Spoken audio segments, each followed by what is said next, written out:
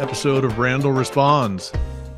Haven't done this for a while, and Russ is over in Turkey showing people around with Ben from Uncharted X and his brother Kyle and a couple groups of people. So we're back in Atlanta, not doing podcasts, and figured we'd address some of the Patreon questions. So Randall, how you doing tonight? Let's address some of these.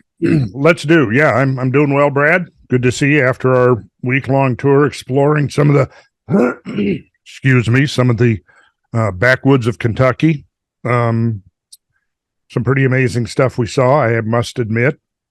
That was an excellent time, definitely. And we'll certainly be talking more about that on a regular episode of our upcoming Cosmographia podcast.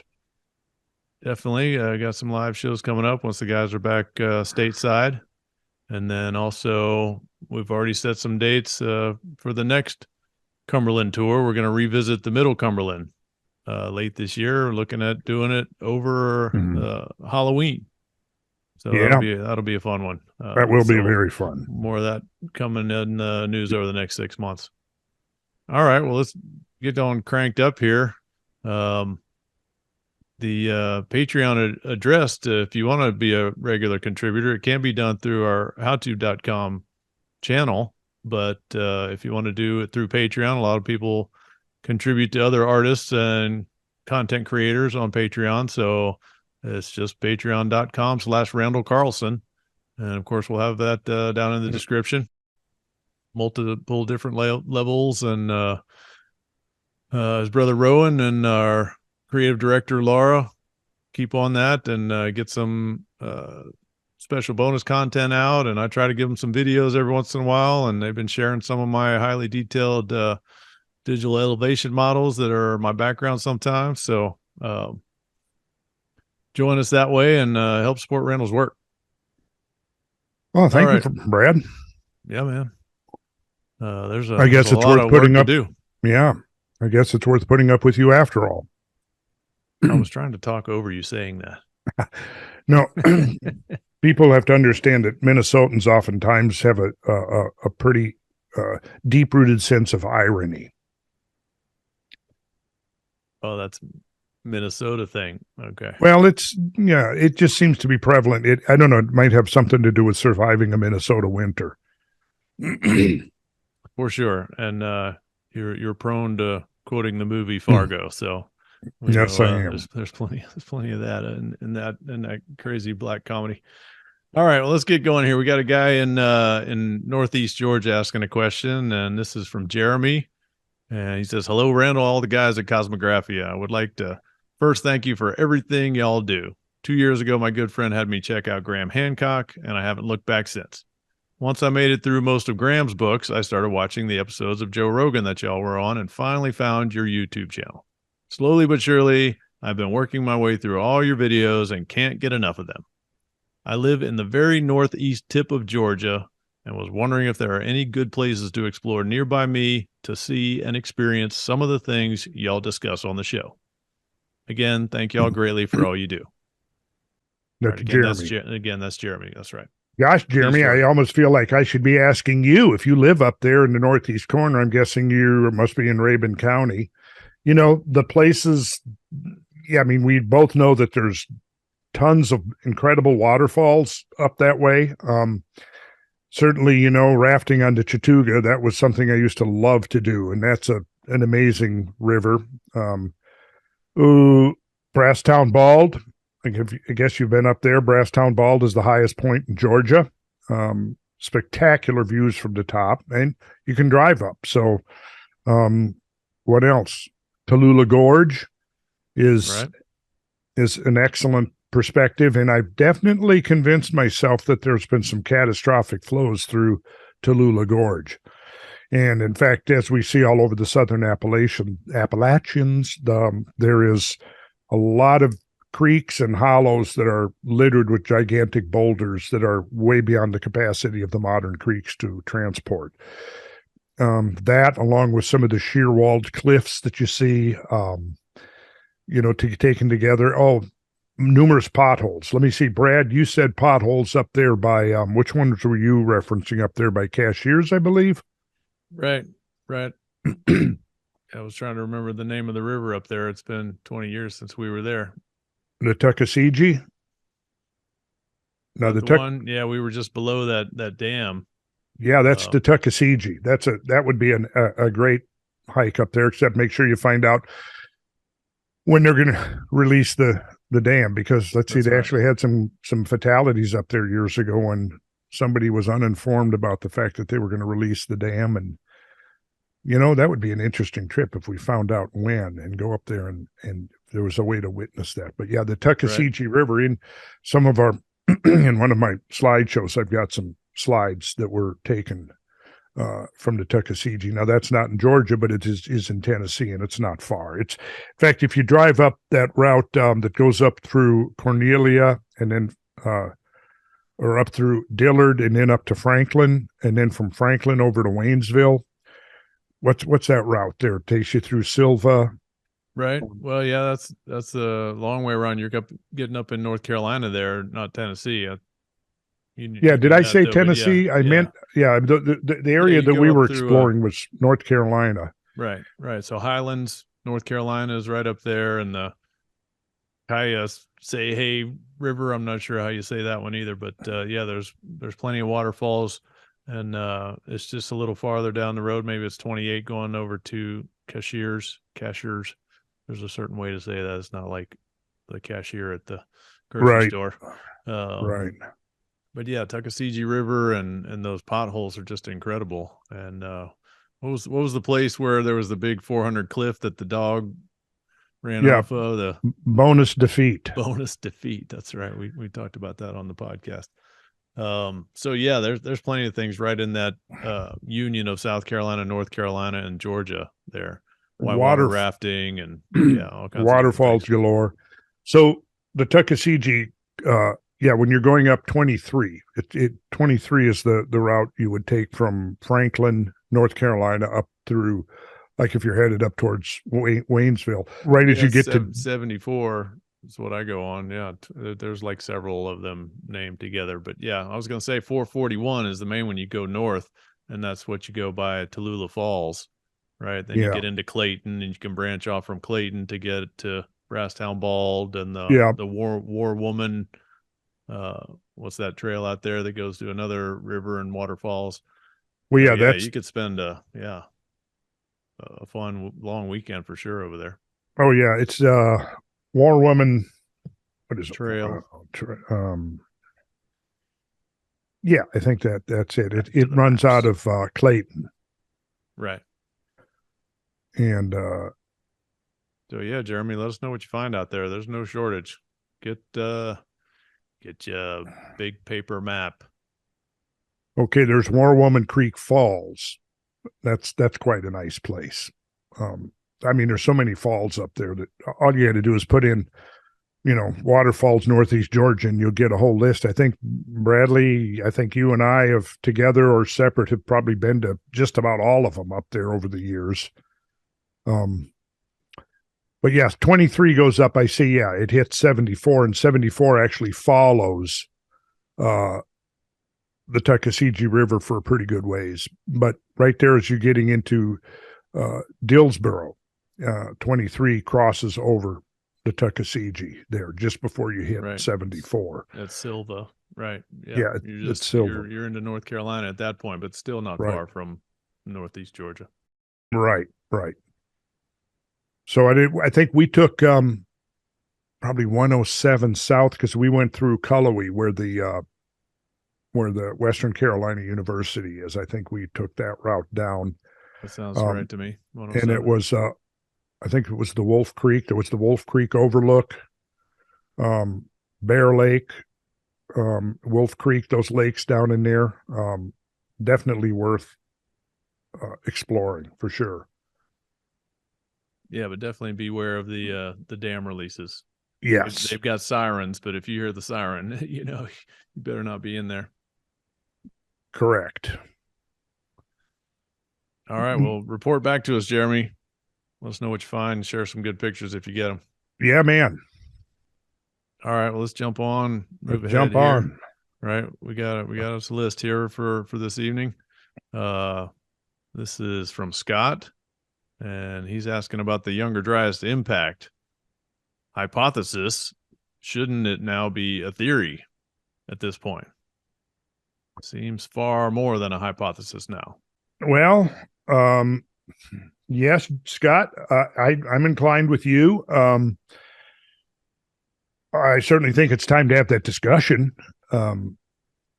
I'm probably going to lean a little on the conservative side, only because I just want to see the data get so rock solid, the evidence gets so convincing. It has to be at that level. To tell you the truth, Scott, I haven't seen much lately from the critics. I think they've mainly gone silent. I certainly haven't heard any new arguments against it that haven't already been addressed. So I'm, even though just between us, I'm kind of thinking, it's really almost more of a theory now than just an hypothesis to be tested. But for the sake of the way science works and scholarship works and so forth, hey, when this was proposed, it was an outrageous hypothesis. And what you've seen is, to me, like classic science. You put the ideas out there. The critics come on, they try to find fault with it. They try to take it apart. Then the proponents respond, and then it's a back and forth. And this has pretty much gone very much like the Cretaceous Tertiary impact hypothesis. And at some point it reaches, I think with the KT impact, the thing that really brought the predominant opinion over in favor of the impact hypothesis was the discovery and the dating of the Chicxulub impact crater. We're still missing that. You see, we're still missing an accepted crater or impact sites that could be associated with the Younger Dryas. And to me, that is the one thing that's still lacking within the whole circle of evidence that's accumulated. There is an enormous amount of proxy evidence, in my opinion, and it's been studied, restudied by independent teams, confirmed independently. Most of the objections of the critics have been adequately responded to, but there's still the issue of, okay, if there was impacts, where? So then that brings us to some interesting questions. One that we've talked about extensively on the Cosmographia podcast show, which is the idea of an aerial burst like the Tunguska event, which would not leave an impact crater. And then we've also addressed the other issue, but probably not in the depth and extent of detail that it needs, which is what would be the actual effects of an impact, not as an airburst, but directly into the ice sheet. And we actually have talked about where some potential sites are, but we are going to be getting into that a lot more in depth, because I think we can make a strong case of where some of the potential impact sites actually occurred. Because if you have an impact into the ice sheet, as we've discussed extensively, and Brad, maybe you remember which specific episodes it was that where you addressed this. I'm sure we've talked about it multiple times over a number of episodes, but in any case, if you go back in and look at the synopsis, you'll find some discussion about this. That, if you've got an impact into an ice sheet, you're going to have a whole lot of things happening simultaneously, which it's going to be very difficult to sort out. That's the challenging part, because number one, impact into an ice sheet, you're going to have an enormous amount of heat generated right at the point of impact. And it's going to cause direct conversion of ice into vapor. And the force of the impact is going to carry that vapor far and wide very quickly. As you move a little bit out from the actual epicenter and it cools slightly, you're going to have lots of melting that occurs, and you're also going to have fracturing of the ice sheet itself. So all of these things are going to be working together. Now, I think we can actually kind of visualize something, how this would work. Let's say you got an impact directly into an ice sheet. Right at that point of impact, you're undoubtedly going to have this. You're going to have exactly what you would see. You would have something along the lines of this. You're going to have an intricate radial pattern where the ice fractures. Okay. And depending on the velocity and the size of the mass of the incoming object, this could cover hundreds of square miles of fractured ice. It's going to definitely cause seismic shaking. So, I mean, you might easily have an area of 100 by 100 miles, even from, like, say, a half a kilometer to a kilometer impactor. Well, 100 times 100, that's going to mean you're talking about 10,000 square miles of fractured ice. But then at the center of that, again, you're going to have an enormous volume of that ice is going to be instantly sublimated as vapor. It's going to, and then there's going to be tremendous amount of meltwater. Now, meltwater will come out. You'll have meltwater that'll spread over the sheet of the fractured ice.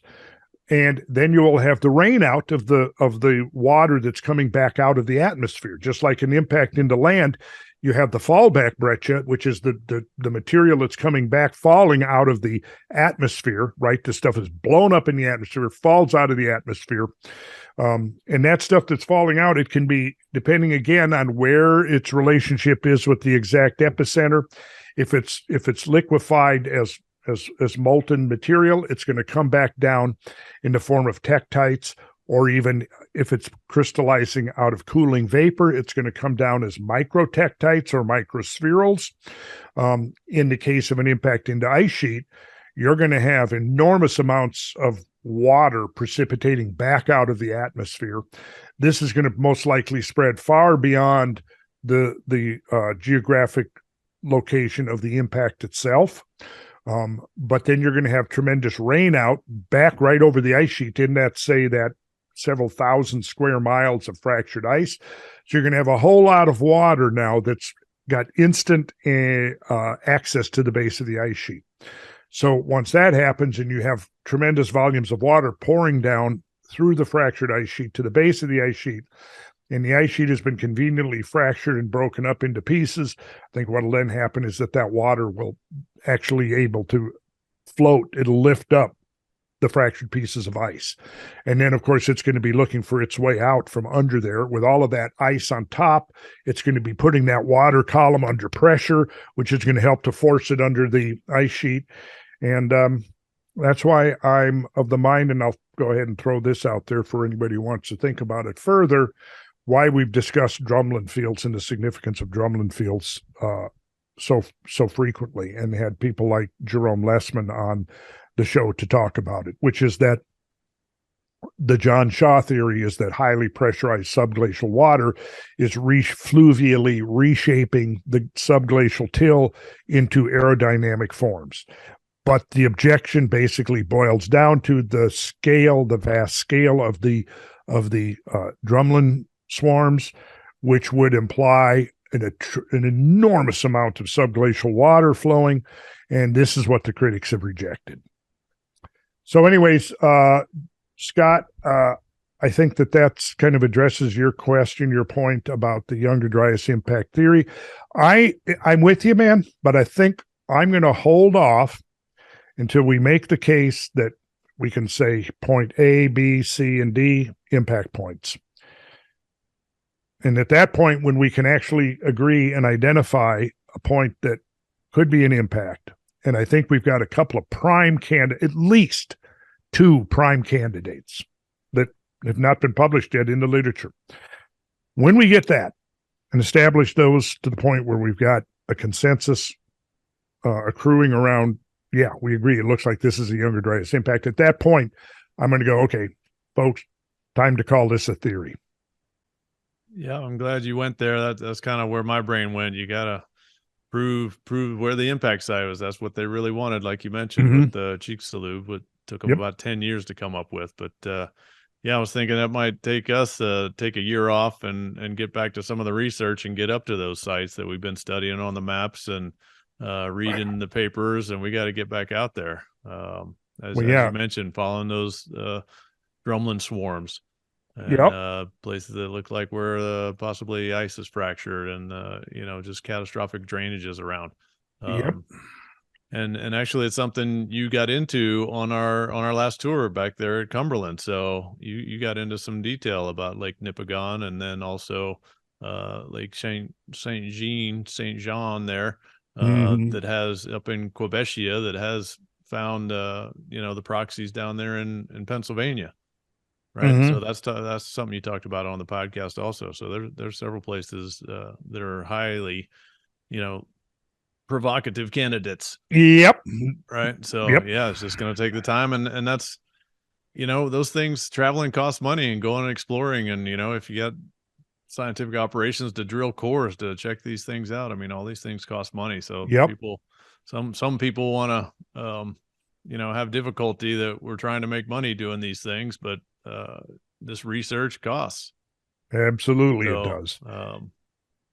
Yeah, we've seen some and complaints, people thinking that it's just all about the money. Well, I don't know about you, Brad, but for I'm not living any luxurious lifestyle, and I know you're not either. And having known you as long as I have now, you know that, and we both know that we have actually had periods of deprivation, living on the edge, living hand to mouth, while we're trying to pay for doing this research out of pocket it's true. over more than a quarter of a century that you and I have been working together, stuff that we're now presenting out on Cosmographia to people just for free.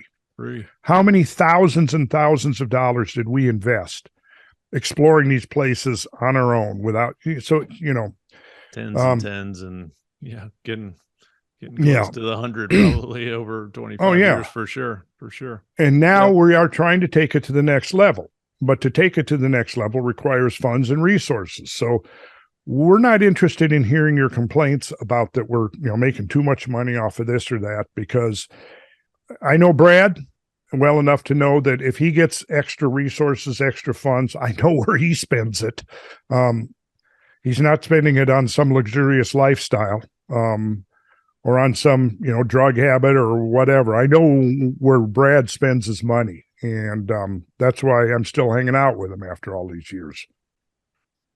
So We have put some time and a whole lot of miles in, my man, and there's more to come, and it's more been to come. exciting along the way. And yeah, fortunately now there's a whole lot more fun involved too, with the people that have been fascinated with your work, and I will Mm-hmm. say our work, Yeah. your awesome presentation of it. So yep, really appreciate these Patreon people that have contributed, and then also the people that come on the tours. Mm-hmm. They sometimes get these special lectures and some of the other information that Randall necessarily hasn't totally gone out public with. So even snuck in a moon presentation at the Scablands before. Yeah. Yeah. Great stuff. Great time. Great people. So yep, we're Mm-hmm. doing Scablands here in May, and then Montana, which is actually part one of that whole Ice Age Yeah. Cordilleran mega flood series. And I'm actually going to be looking around the Columbia Gorge out to Astoria, Oregon, where the Mm-hmm. Columbia River hits the Pacific Ocean, and we're going to have a part 3 of that tour. Maybe we'll be able to run that one next year. So yeah, definitely join us out in the field. Yeah, that would be something that covering from western Montana, their Missoula region, up to the Flathead Lake region, down to the Bitterroot Valley, west of there up the Clark Fork to the Pend d'Oreille, is sort of like the cutoff point for one phase, one sector of the gigantic flood landscapes. Then moving east of there, we've covered pretty much from Wallula Gap up to Lake Pend d'Oreille and most of the Scablands. Well, I'm not, but back up, not most of the Scabs, maybe part of the Scablands. I'm already making a list of things where we're going to go, which you and I need to talk about, working up the itinerary for the refining the itinerary for May. I'm thinking perhaps Sandpoil, the ferry Oh yeah, across the taking the river. ferry over. Well, yeah, Uh, we'll talk about that. yeah, we'll talk about that for sure. It's not bad to add a few new things in there. We got some major spots that everybody needs to see, but yeah, there's a Yeah, little flexibility in a couple of the days there. So I'm just thinking if there's some repeat customers, be good to include a few new things. But for sure. then the third leg would be from their Pasco Basin to Tri Cities area there by Wallula Gap, like you said, down through the gorge. Some of those incredible waterfalls, Oneonta, Multnomah, That's right. Yeah, the Crown Point overlook there. Crown. just Yes. getting into almost to Portland. Yeah, it's fantastic scenery. It's one of the amazing places in the whole country. Actually, drive down that Columbia River Gorge. Well, I'll tell you, it was that drive through that Columbia River Gorge in the summer of '70 that really was the clincher for me. Right. You know, those when I saw those deltas splayed out from like the Hood River and some of the others in there that just like, what am I looking at? And it was just something so compelling and so completely beyond my ability to comprehend at the time that it almost seemed like, well, whatever it is, it's just beyond comprehension. So I kind of forgot about it for a few years, you know, but then coming back, realizing that what it was, it's, you know, kind of like, hey, you're in gigantic land. I mean, because the whole thing is on such a gigantic scale that, yeah, the thing is I had seen these things, you know, I'd seen these things growing up, you know, along lakes and creeks and things, but I never made the connection because the things that I was seeing was, you know, small human scale. And this is global scale stuff. I mean, this is like on another multiple levels up. And so it was just on such a grand scale that I couldn't see what it was that I was looking at until years later. You know, it was probably a decade later where I finally came back and realized, oh, the Columbia Gorge, all of those incredible features and formations that I was seeing there. Now I can understand them. And I realized, yeah, we're looking at gigantic processes. And so, yeah, third leg, and that still wouldn't complete it because we haven't even touched on British Columbia or Alberta. You got that right. So, yeah, endless parts of the territory to explore. Yeah, and all united by this cluster of these same gigantic terminal ice age mega floods. And if you can't get out there with us, get out there on your own. It's as amazing as the Grand Canyon. It's spread out a little bit more, but it's unique to the country, and the Scabland's really unique to the planet even. Amazing.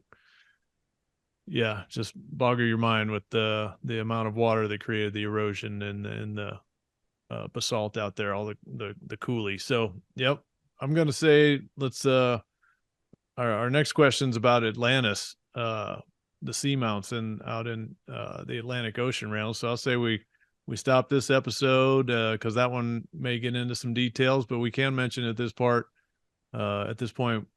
we're looking to schedule part 3 of the Atlantis live stream series that Randall started last year. And so be looking for that coming soon.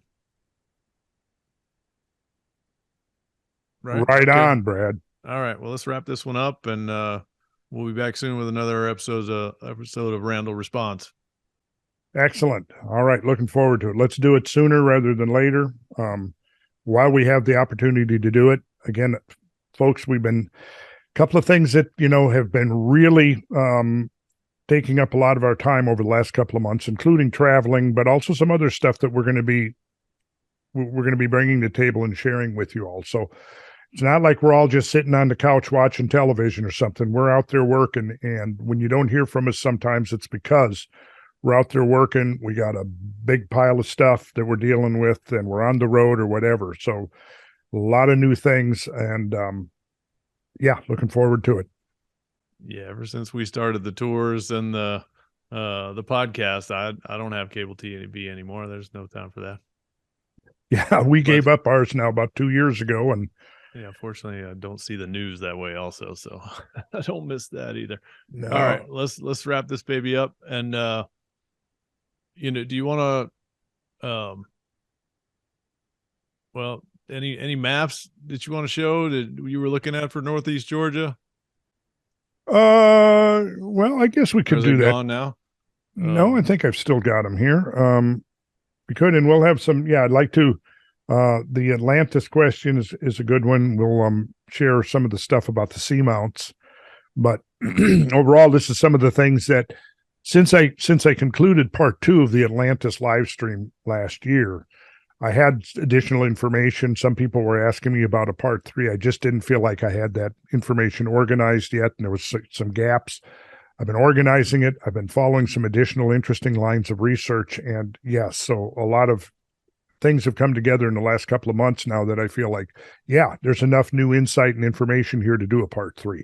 Probably won't be nearly as extensive as the others. It'll almost be more like a supplement or a bonus at the end, but it'll be some very interesting stuff that I think supports, again, doesn't prove anything, but just, again, supports the hypothesis that there may have been a mid-Atlantic civilization at one time. So there's that. And then, people are still, of course, asking about the moon, and we're going to be getting into that. I just, there's some stuff there that I just haven't really known the best way to approach it. And I think I've kind of seen my way clear how to do it. And then let's see, we had some questions about floods in Africa. Good, looks like some good stuff. Yeah, we got more good stuff to cover, so let's do it soon. All right. See you soon. So long, Brad. All right. Okay.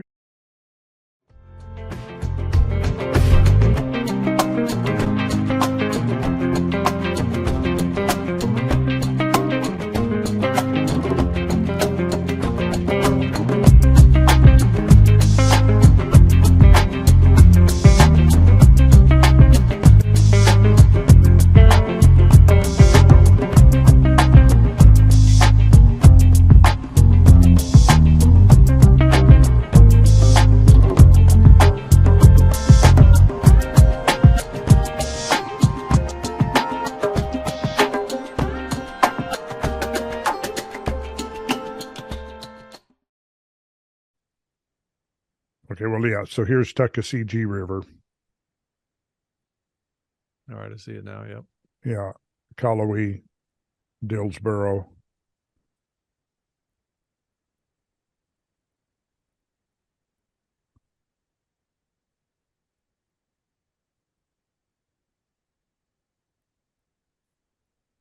See Franklin over there. I'm okay. There's Cashiers. I'm not seeing Highlands, but just off the bottom a little bit, probably. Yeah. And there's Bust Your Butt Falls. I've never heard of that one. Bust Your Butt Falls.